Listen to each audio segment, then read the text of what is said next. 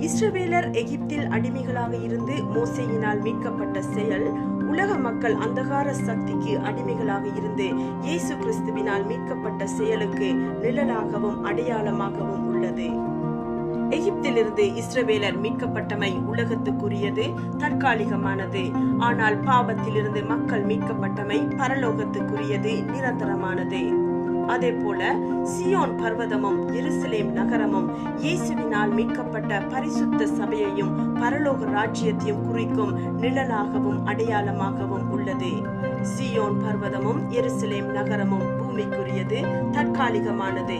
பரிசுத்த சபையும் தேவனுடைய ராஜ்யமும் பரலோகத்துக்குரியது, அழிவில்லாதது. ஆனாலும் தேவன் நிழலையும் அடையாளத்தையும் கூட எமது அறிவு கிட்டாத பல காரணங்களுக்காக சாத்தானுக்கு விட்டுக் கொடுக்க போவதில்லை. இஸ்ரவேலின் தேவன் இஸ்ரவேலுக்காக யுத்தம் பண்ணுவார்.